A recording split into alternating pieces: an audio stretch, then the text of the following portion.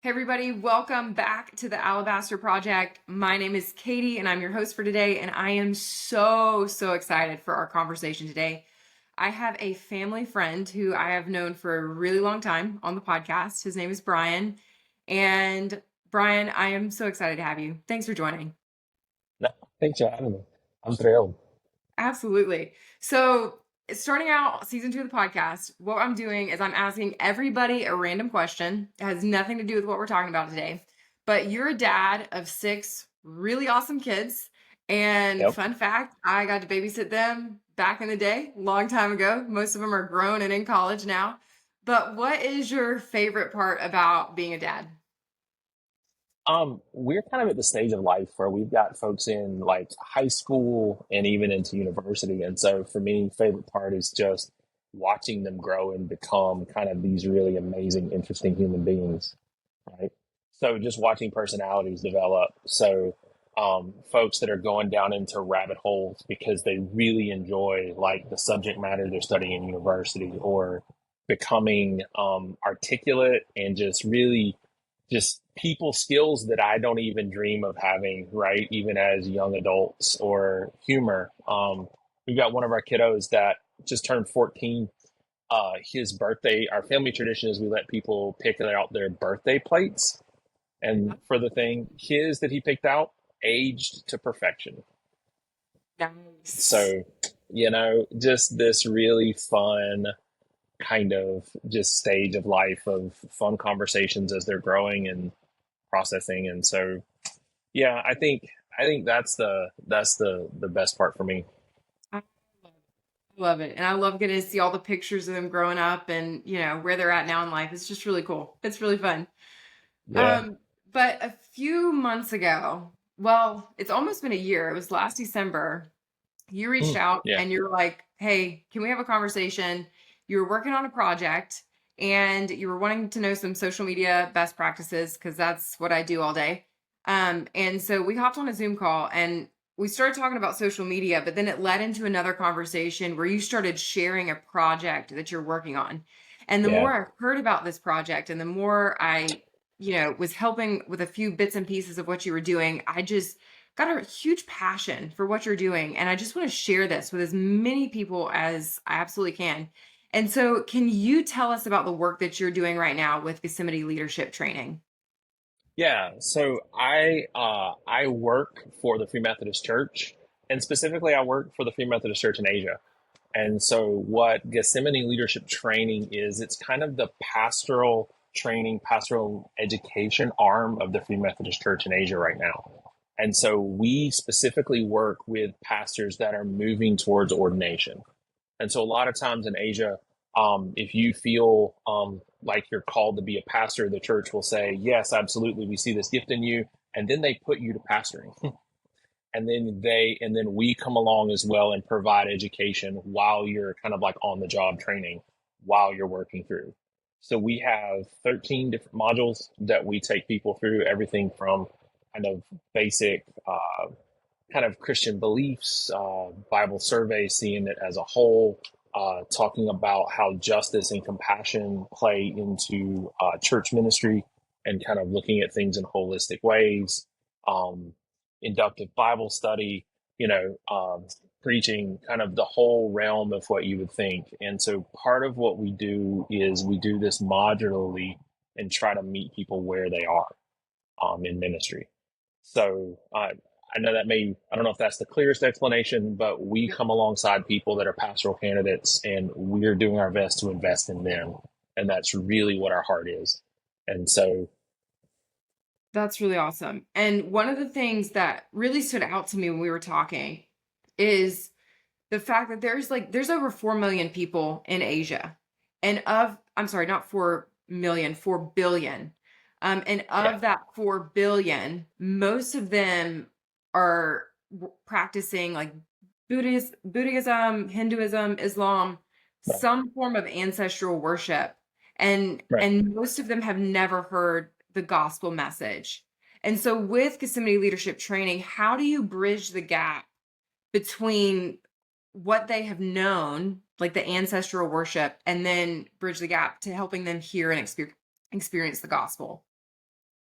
Right. I mean, so the reality of Asia is this: is it's a half the world's population almost lives in Asia. Three of the four largest countries by population live in Asia. So the U.S. is number three, and actually Indonesia is number four with over 200 million people, and they're like a Muslim state. So what we do specifically is we bridge that gap by investing in the pastors. So we understand that in many ways, like it's hard for me to go in, like I can, but it's in many ways more effective, especially in the areas that we're working with some of the political or some of the cultural um, issues that we face in Asia with some of the countries, to for us to be able to go in and kind of really invest in and work with pastors. The truth is, oftentimes we as Westerners step in and we might look at a church and think, oh man, we feel like there's a lot of syncretism happening where they're blending Christianity with other things. The reality of it is it happens to us as well in the US. We just don't see it. You know, we can blend our faith in our business or our faith in our politics in ways that ends up going crossways of the gospel. Um, and the way that we do that here is the same way that we do it there is we just continue to root people in the gospel story. And so bridging that gap with leaders, we just invest in them. We'll mentor them, and the national pastors actually mentor them as well. Um, and so that's really. I hope I'm answering that. I hope I'm Yeah. answering that well. You know, it's conversations. It's I'm sitting with. I was with a group of pastors in Thailand last week and a half ago. We were working through a theology course with them, teaching on Zoom. Um, and basically, they're just asking questions. And a lot of the questions are trying to work through some of the realities of applying it. There was a church discipline issue that was popping up, and somebody who was living in ways that was completely counter to the gospel, and in some ways saying, hey, but I'm forgiven. Hey, but the Spirit is always with me and has promised to never leave. And in that moment, what I actually was able to do is the superintendent, the leader of the church in Thailand, was on the call too. And I said, hey, what if you speak into this? Knowing that he can speak in and really work through and teach and walk through the application of how do we take gospel truth and apply it in these situations in this particular culture in a way that's going to help these pastors thrive over the long run. And so then there's another about a 10-minute conversation where the whole pastors, they're just having this conversation with the leader of the church in Thailand, kind of walking them through this. And so a lot of times unringing the background that's coming out of kind of spiritism or ancestor worship or Buddhism. You know, it's a combination of just continuing to teach the truth of Scripture, and then to help them wrestle with what does that look like lived out in their countries. And so, in many ways, for us, that becomes a partnership. We've got some phenomenal leaders that we work with. Incredible. I know. So Go ahead. I was okay. Let me say this. I failed Yeah. to mention this earlier, and I hope it's okay. We kind of right now, from a training perspective, we kind of have three modes of doing it. Sometimes we go in person. We are physically in person with there, and we're on site alongside the people, and we'll spend 3 or 4 days working through a module of teaching. Often now we're also using Zoom post pandemic because they're used to it and it works really well. And there are actually places in the world where we cannot go physically, but we can be on Zoom that they can gather. But if we show up to teach, it creates all kinds of problems. But if we Zoom in, nobody cares. And so we're able to actually use technology to be able to do this. And then the third one that we're actually working on is the project that we were talking about, and I know we'll talk about it a little bit, is doing this through video so that we can get into those gaps that can't be met by Zoom or by being in person with them as effectively. Yeah, that's amazing. I know it was probably about 2 years ago. Micah and I, we got to go to Thailand. And Mm, I fell in love with Thailand. I absolutely right, love the country. The problem is I'm allergic to the country. I'm allergic to peanuts. right, I'm allergic to shellfish. Not a good yep, combo if you're in Asia, right, because they right, cook with everything there. And so yeah, when I heard about what you were doing, I loved it because I was like, Lord, I can't physically go back to Asia, but being able to support, like, whether Yeah. financially or prayers or whatever, it's huge, and it makes such a big impact. And I remember when we were there, I was talking to a guy, and he actually had grown up in a monastery and was getting and he was being trained by the monks. And he was on that path to become a monk himself. And somebody in Asia shared with him the gospel, and it absolutely changed his life. And now he's able to go around and he is able to make connections with all these people. He ended up going to seminary, which is a lot of what you're doing.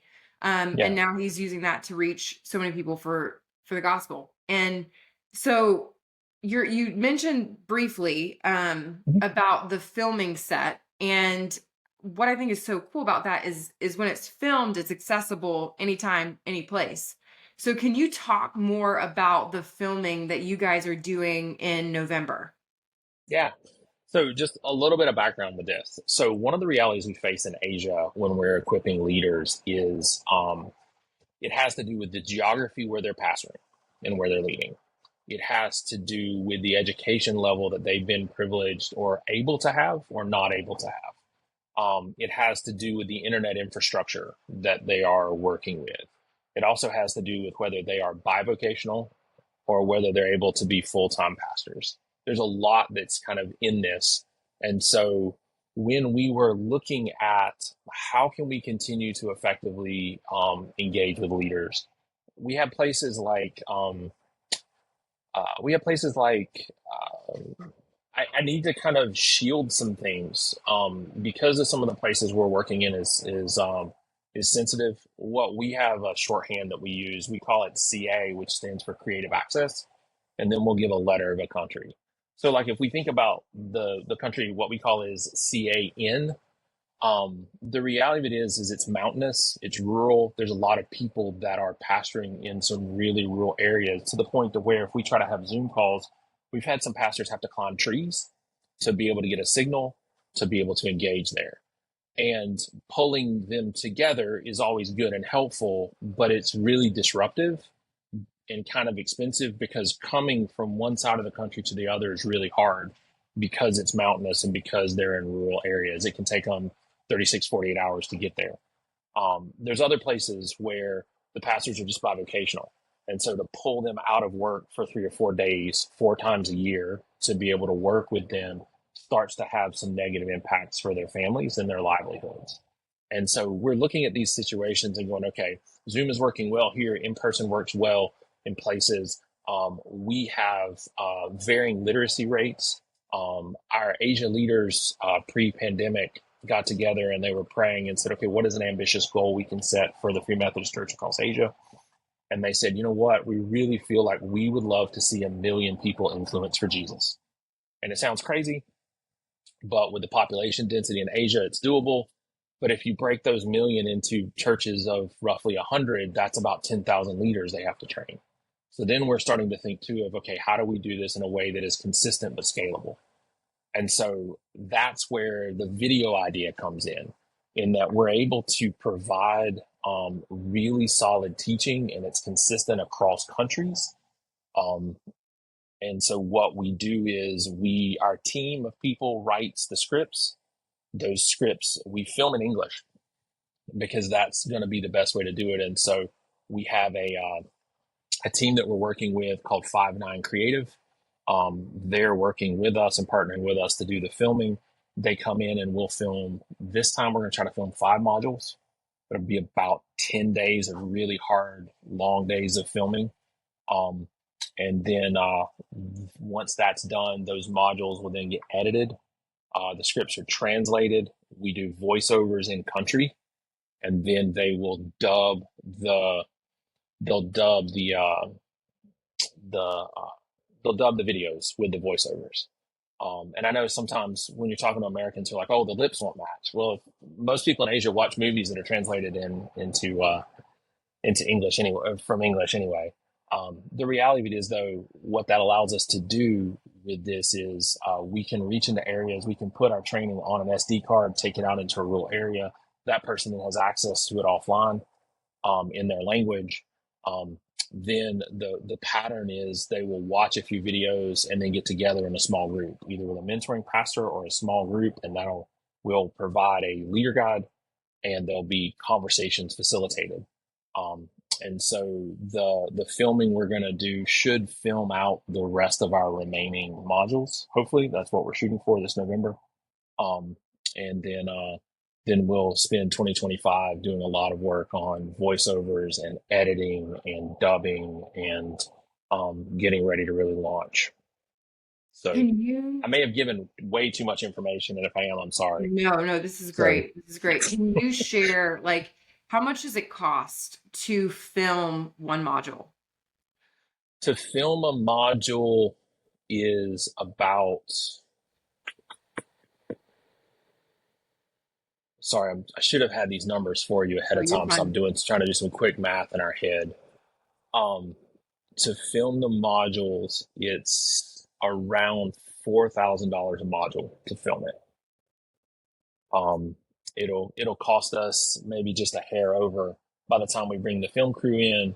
By the time we bring in leaders, so our national leaders are actually the ones on camera. It's as much as appropriate. We want to give a representation of the broader Free Methodist Church in Asia, and so that people see folks, one, that come from their country that they will know, that are their leaders, and two, they'll understand that the church is bigger than them and they're a broader connected kind of network and family of churches.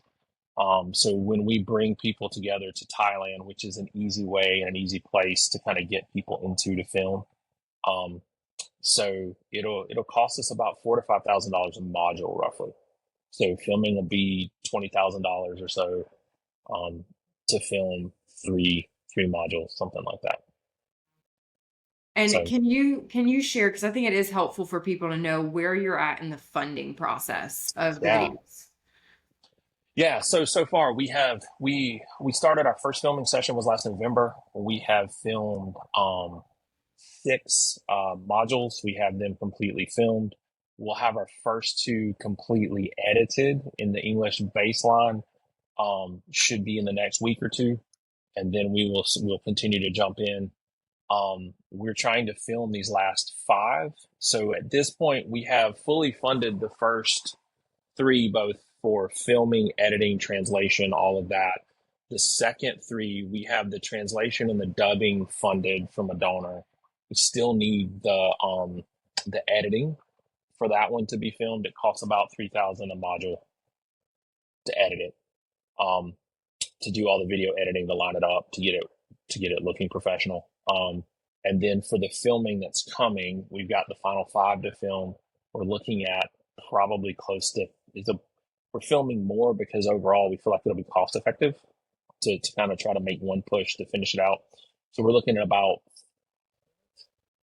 it'll be about $25,000 or so for the filming of this, and we're still looking. We're still in the process. I've filled out some grant applications. I've made phone calls. We've got some people that we've got some funding that we're seeking, but any help with that or anybody who love the partnership, that's what we would put it towards right now Yeah. is the filming in November. Yeah, So I'll go ahead now. I'm jumping around a little bit, go ahead. but I'm gonna go ahead and ask, like, if somebody wants to give or they feel led to give to what you're Yeah. doing, how do they do that? Where do they give? That kind of thing. Um, Probably the best way, the easiest way would be just we got a link tree set up.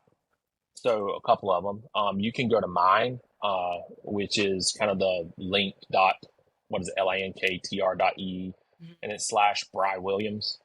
Or you can do the same thing, or the link tree that is it's a GLT underscore. I'm sorry, it's FMWM underscore GLT, and I'm sure. Um, I and can so link that'll all of have that. the different places that can send you ways that you can give towards the video project, to give online, and it'll also be there for how you can send in a gift by mail if you would like to do that. On mine as well, if you want to learn more, you can set it. There's a way for you to set a place to meet with me. And if you're like, hey, we'd love to have you come and talk about this kind of stuff at our church, that's another way. Reach out, the contact info for me, and we can come in and kind of talk that through too. So, and I'll link that all of that information that you shared in the show notes of the podcast. So if Yeah, people want it, they can get it super yeah. quickly. But as you're talking about the filming process and bringing all the Mhm. leaders in, what or why does the partnership with the national church leaders matter so much in this work that you're engaged in? Right. So the a couple of reasons, right? One is they're going to be able to. We've got some amazing leaders that we work with. So just like an example I gave earlier of a leader in Thailand that's able to come in and kind of really work through this is how we can apply the theology to this specific circumstances. And it's theology that we've been working with and kind of working with and learning that he's able to step in and say, okay, let's talk this through. And he does it in Thai, and this is what it's like. Um, there's any number, like we just have some really amazing leaders. And so what they're able to do is help bridge that gap, that they're able to take gospel truth and then help folks reason it out from their culture. This is what it's like. And so, in many ways, what we get a chance to do is it's a partnership that we have some gifts that we can offer. The team that I work with of people, right? We've had the privilege to be able to study, we have experience in ministry. We're able to come in and do some teaching and offer this up. And we can offer this as a gift. And the reality of it is, we actually get we receive a lot from our folks too. Um, so I know sometimes in the U.S. right now, there's a lot of folks that are really nervous about the cultural climate we find ourselves in. That where the church is no longer the center of kind of the cultural universe. That we're not deferred to the way it was when I was a kid, right? Um, for us, that's unnerving and scary. For the folks we work with, that's Tuesday, right? It's just, that's their experience. And so they are thriving communities of people who love Jesus, who are witnessing, who are planting churches amidst a lot of adversity, right? And for them, they actually can teach us how to navigate this part of our kind of cultural moment in a way that they've got skills that we don't. So they have gifts to offer us, and we have some gifts to offer them, and it matters really deeply. They're just things that, as we kind of interact with folks, right, as we're teaching, um, they're just some cultural stuff that I can't navigate as well as an outsider. Um, but they can, and it becomes a partnership in investing in leadership for the next generation of leaders and raising up leaders for the churches that are being planted. So, I mean, truly, this project is it's multi-generational because Mhm. it's not Right. just impacting the leaders who are getting it now, like what they are taking, it will impact generations to come. Right. Well, and the other thing about it is, as one of the reasons we're doing video too, right, is it's a cohort, it's a small group model of doing it, where you've got a small group of people that are able to watch videos and then come together to process. That they process not just content, they process application, and it is giving.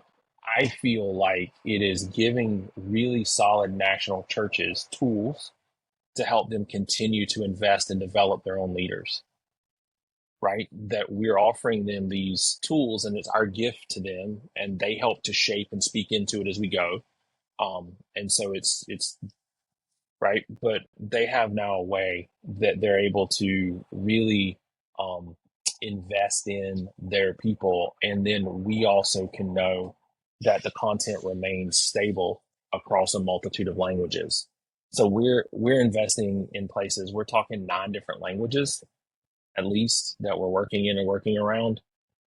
Some countries will have multiples of that. And so, again, it's one of those things to where, because of that level of diversity, we've got to find a way to keep kind of a core that is standard, that's going to bridge across cultures. And then our national leaders get a chance to really then say, okay, this is how we apply that in this particular situation, because each country and each context is going to be different, and sometimes it's different between urban and rural, even in a one particular country. Yeah. I mean, that is. Like it is it Yeah. when you start breaking it down, it's like, Mhm. holy cow, there is so much that's Yeah. going into this one Yeah. project. It's Right. incredible. And I was thinking through recently I've seen different ways that God is working, like in the United States, of Yeah. on college campuses. I got to take a group of small group girls to, it was called Unite, and it was like revival breaking out on these college campuses. It was absolutely Hmm. incredible. Hmm. Watching hundreds of Hmm. kids getting saved, baptized is awesome. Hmm. And then Right. I have been following along recently as Jenny Allen is putting on, it's called Gather 25, where it's like a conference for 2 days where the whole, like she's getting the whole world together for this conference. Um, Yeah. but so like I'm seeing God do all of these really cool things right now. But how are you seeing God working in Asia? So again, right? A lot of times we celebrate the big and where Hmm. we see the breakthroughs happening, and we celebrate the spots where it is leavening a lump, right? Where the kingdom breaks through in the bigness, and sometimes it's the kingdom breaking through in the small ways and beginning to shape. And so, in Asia, there's a country that we work with where it's basically had a coup. It's a failed state. The educational system isn't working. The banking system isn't working. The church there is rising up to fill the gap. So they are taking in children that have been displaced to keep them from being sucked into human trafficking rings. They are continuing to teach to help kids maintain an education level.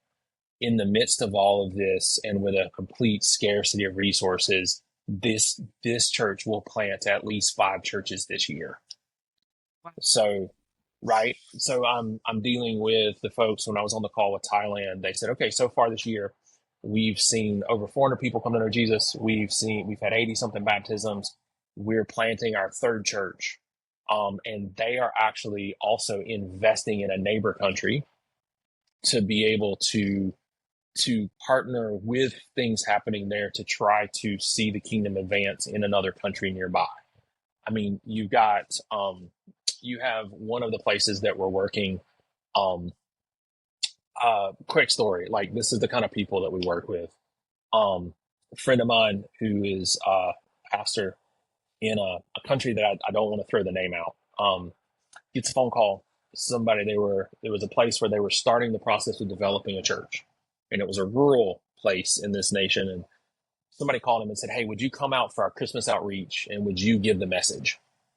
And he said, "Sure." And so hangs up the phone, and he feels like the Holy Spirit whispers to him, "Be prepared to spend the night in jail for this." And he kind of laughed at me and he goes, "It was interesting that that happened after I hung up the phone, not before. So I couldn't back out." And he said, Right. "Okay." So he goes, they do the event. As he's given the invitation, authorities come out of the bush to try to bust up what they're doing. Now, this is not their first rodeo. These folks have learned the way you deal with this is you just are gracious. And so he said, "Okay, everybody, look, I'm going to finish the invitation and I will go with you and answer whatever questions you want, but we're going to finish the service." And so he continues to just give the invitation, and they try to break it up. And he says, "No, no, no, no, no. We're going to finish this, and then I will gladly go with you." And so he does. So he gives an invitation, right? People respond. I met the dude that is now the pastor of the church there, right? Um, he goes with them he gets questioned, interrogated. They're coming hard at him, leveling accusations, asking him to sign paperwork, not to come back into these areas to do this anymore. And he says, "Look, I'm really sorry, I can't do that." And they're like, "Well, we're going to have to keep you in jail." And he's like, "Okay, let me call my wife." And what happens is they've learned that if you don't rise to the threat and you are gracious and love even the people that would persecute you, but you still like backbone of steel, but just as gentle and as gracious as possibly he can be. They didn't know what to do with him, so they released him. And so this is like, how do we see God at work? It's in these ways, right? Why is the church in Asia growing? It's in these ways. How can they teach us how to respond to adversity. There's no yelling, there's no screaming, there's no name calling, there's no none of that. It's just let me finish what I'm doing and I'll go with you. We're going to do this. Okay, but I'm not signing this, you know? And so yeah, so there's just I mean, I could continue to like tell stories of places where we've got pastors that are investing in young people and kids and really on ramping them in some really difficult situations, making sure that they have education while they're learning about Jesus and trying to help them, gain skills that will be marketable. Like we really see um, God at work in the midst of these just normal church ministries as people are and lives are being changed, right? And it's messy sometimes, but lives are being changed. I think the other thing that I'm thinking about as you're talking about this is they have figured out, um I don't know if discipline is the right word, probably endurance is probably the better word. Mhm. It is Yeah. such a much better great like level than even I think I have. I mean, I'm thinking about, man, I was frustrated today about like a small thing that went wrong. I'm like, oh, I'm ready to throw in the towel. And it's like, no, like that's not the answer. The answer is responding with grace. And the thing about it is they'll be honest about the frustrations. What I love about these folks we work with is they'll be honest about the frustrations. Mm, They'll be honest about it. But what it doesn't do is call them to react negatively. yeah. Like they figured out a way to be able to interact with it. So I was talking with one of the pastors that we work with, and I'm like, and he's telling me stories like the one I told you before, right? And I'm like, you just need to teach us. Like, we need you to teach us. And he Yeah. looked at me dead in the eye and he's like, I have nothing to teach you. Like, what do you mean I have nothing to teach me? Like, come on, brother. Like, I've got some things that I'm willing and I can invest and I have skills, but I don't have this. I need you to teach me how to live this way. And he goes, we don't have anything to teach you. I'm like, I look at him weird and he just dead in the eye looks at me and goes, but the Holy Spirit will teach you if you'll listen to him. And then Amen. he's like, he will teach you what you need. And then he kind of chuckles. He says, and we'll share our stories. We'll share our stories to give some context to what the Holy Spirit can do and what he wants to teach you. And so, again, it's just, I get the privilege of working with just some amazing people and to hear, I laugh sometimes because I'm based in the States, so I'm teaching on Zoom and it's 1 a.m, right? And they act like I'm sacrificing something massive to stay up with them. And in my head, I'm like, you guys don't understand, right? I feel like I'm sacrificing so very little and learning so much from you, and you guys are on the front line, like laying it all out there, And so, anyway, it's a privilege and it's fun, and we're thrilled that we're in the middle of this project to try to create capacity for developing pastors and trying to do it in a way that we can do it where they are Yeah. as much as possible and do it in a way that is communal. That's not just watching a video and ticking a box, but it's I'm learning information and now I have somebody in my culture to process with and mentor me as I figure out what it looks like to pastor and lead. And the goal is that we give people skills to that they finish well, that they not just start well, but they have the skills and the ability to finish well.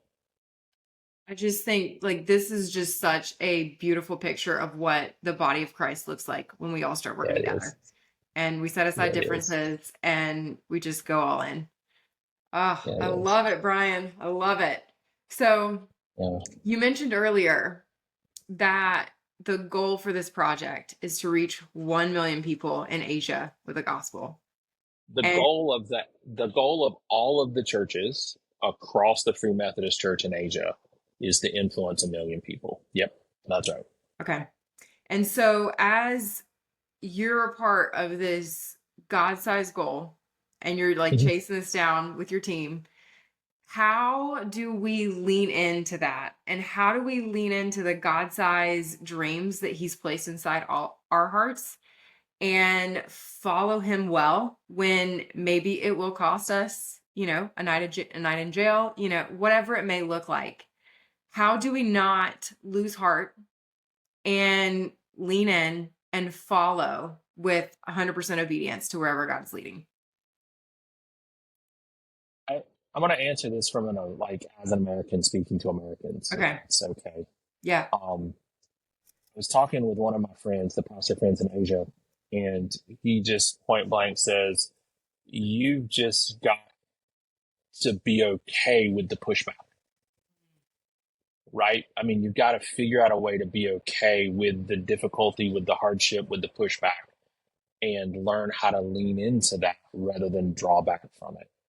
And so I've been chewing on that one for quite a while. Yeah. I've been chewing on that piece of advice um, from him for probably 6 months now, because I think sometimes as Americans we think, and I was often told, right, if God's in it, then it's easy. But I think actually sometimes it's the opposite. That if He's in it, it's actually not going to be easy. It's going to be really hard, and it's going to require us to have to lean into Him. It's going to require us to have to grow a lot, which actually our own growth gets really painful. And it's going to have to, He's got to stretch some things in us and reorient our hearts in ways that hurts, to allow us to become the people and to be a part of what He's doing in the world. I think that's the journey of the disciples, that they had a really fixed notion of what it was going to mean to be a follower of Jesus and who Jesus was going to be and what this is, right? And Jesus had to spend 3 years with them, and then they needed the infilling of the Spirit to finish the job, to continue to reorient their heart around what it means to actually follow Jesus. And so, oftentimes, I think for me, what I've been learning in this is I have to be okay with the in between spaces. I want to get there fast. I want it to be done. I want it to be resolved. And I think it's learning to be okay with the in between spaces, to let Him guide us and pace us as we go through, um, but to continue just to let Him grow us so that He can make us who we need to be to live into the future that He's offering us. Because oftentimes it's not just about us doing something, it's about us becoming the types of people who can fulfill the mission and calling that He has on our lives. And so if it's God sized, it's going to be God sized. And sometimes for us, I think as humans and as Americans, it's hard, right? Because for us, we get on Amazon and have something shipped 2 days, maybe even a day if we're lucky, and it shows up at the door, transaction completed, it's all good. But for these bigger goals that He has for us, and the bigger kind of callings that He's calling us to lean into, it's it's not that. Yeah. It takes a No, little more. So I don't know if I'm hitting to your question. I don't know if I'm actually it able to like speak to that in ways, but I think, no, it was you know, great. Like honestly, it was what I needed to hear because I was telling the Lord this morning, there's, been a project I'm working on and it's hard and it's difficult and I'm like, God, right, I thought you said to do this. I didn't think it was going to be this hard. And it's that reminder of like, no, like if God's in it, it will be difficult. And sometimes, I mean, sometimes it's easy, sometimes it's challenging, right, but absolutely, I think the process of like what I was reminded of when you were talking is it's about the journey. It's not so much about the destination. And I think that is where I find myself struggling a good bit of time because I'm like you, I want to get there, be done, camp out there, but it's how we're growing in the journey. absolutely. So I've been sitting a lot over the past 6 months with the Book of James, and I just want to argue with him a lot, Yeah. right? Consider like how does James start, right? Whenever you face trials of any kind, consider it nothing but joy, because the testing of your faith works endurance. And endurance needs to have its full effect so that you may be mature and complete. And so I fight that, right? I wish it, I'm learning as I get older to lean into that and to understand that some of this is about God. Maturity comes with time, with perseverance, with leaning in rather than pulling back. So, So so good. So yeah, as we're talking about this, like obviously there's so many challenges that go into this huge project that you're working on. yeah. How do we pray for you? How do we pray for the church in Asia Hmm. as y'all are navigating this? So let me break that into a couple of things. One, for the church in Asia, um, just pray that they will continue to just lean in and be faithful. They already are. Some of the places we're working are facing increasing kind of difficulties. There's always, when somebody comes to know Jesus, even if there's not political pushback, there's communal pushback and community pushback, and it takes a lot of wisdom to navigate that.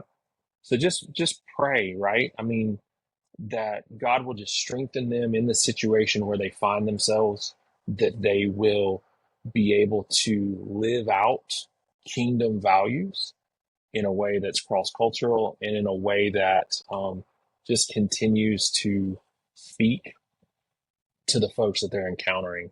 Um, there are a couple of places like in where I mentioned earlier that is really remote, uh, where there are anti-conversion laws in the books, and sometimes those get enforced in ways that are more strict. And so there's seasons where it gets really rough. There's the one country, um, which we call CAMY, which has basically been an acute coup for the past 4 years, and is just the church just needs a lot of prayers for strength and provision, and but they're continuing to plant churches there. So for them, um, that's what I would suggest praying for. Um, for us, um, I think wisdom. There's a lot of things happening. There's a lot of different balls and facets to this, and so we just need wisdom for timing. We know we need wisdom for how to approach things and when. We're entering. We work with volunteers. It's our leaders that are on camera, and even some of the other leaders in the church that do the voiceovers. So there's a lot of just trying to get voiceovers done and figuring out who's the right person for it. And we're, our national church leaders need wisdom for that to try to help and kind of corral all the files and stuff to make that happen. And then if you'd pray for us as we're starting the process of figuring out, okay, who are the first people that we can equip to be able to kind of put our first modules in practice. All right, we're hoping that by the end of the year, we'll have our first one that's completed in at least two languages. Um, and so that way we'll start actually the deployment process. And so we'll need our first kind of cohort of ministry candidates, pastors in training. And we'll need our first couple of mentors and facilitators to kind of walk through the curriculum. And so just getting the right people and creating the right communication loops, because we're going to be testing it, right? And as you roll it out, like what are the wisdom with what are the obstacles they're facing? How do we need to address that? What does this look like so that we can build systems and build training and build kind of do this in a way that really can make a big impact, not just now, but for the next season of the church there. So I don't know if sometimes I talk a lot, so I apologize. So I don't know if I actually answered the question No, or this is what. great. So, I'm taking you it know, all in. I'm taking I it need all. my kids on the line because they keep me honest and keep me less intense. So believe it or not, Katie, I can get intense. Did you notice No that way. about me? I know it's just shock, right? It's just an absolute shock. So That's so funny. Well, how can people, if they want to stay connected with you personally and what you're doing, yeah. how can they connect with you? So the again, I you'll throw the link tree up for us. Hmm. That's a great way to do it. With that one, you can sign up for our newsletter that's there. We send out regular communication. Ooh, look, Oh, look, you you got got a the thumbs thumbs up. up. I didn't There. know I did I that. That's did. cool. Um, we send out some regular communication that kind of gives people a little window into our family as well as a window in the work that we do.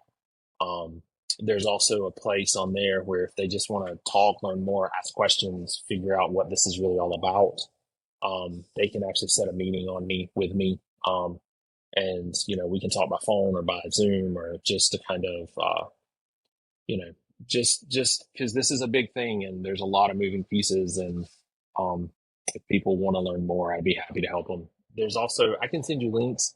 There's the link trees also have links to a couple of overview videos that we've done, just a couple minute videos. So Great.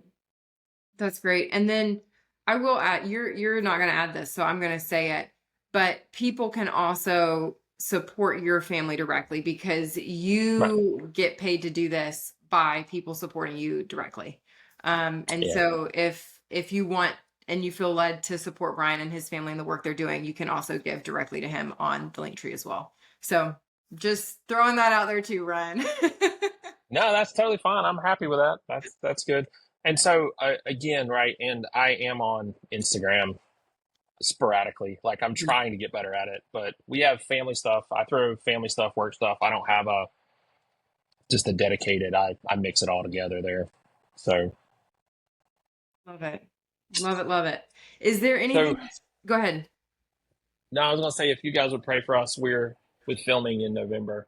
Right before that, we also have a big leadership conference that we're doing.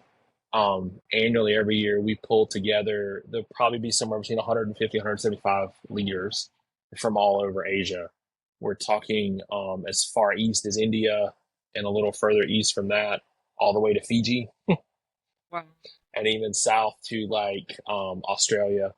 So, kind of blanketing Asia, Ooch. we'll have leaders all together. And so it's a time for connection and for worship and for just, it's a great time for us all to just kind of be face to face and share stories.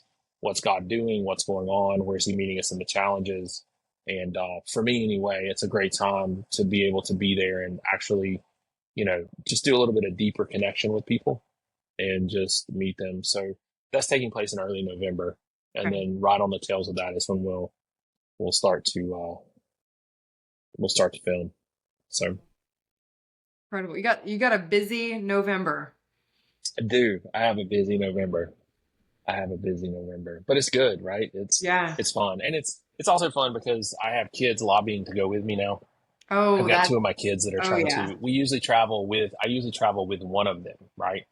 And so there's a little bit of a squabble happening, right? Of one lobbying to go, even though it's not their turn, right? You know how I that love works. You it. don't know anything about siblings lobbying to like be able to, right? Your household was just, there was no lobbying ever going on, right? Between you guys. Man.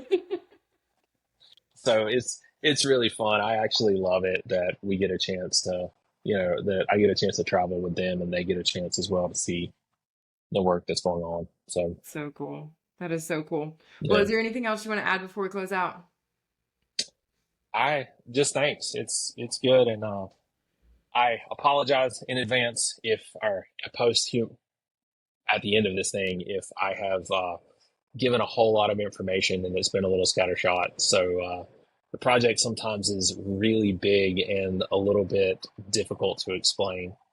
So thanks for bearing with me, Katie, and thanks everybody for bearing with me as I've tried to kind of explain this thing here.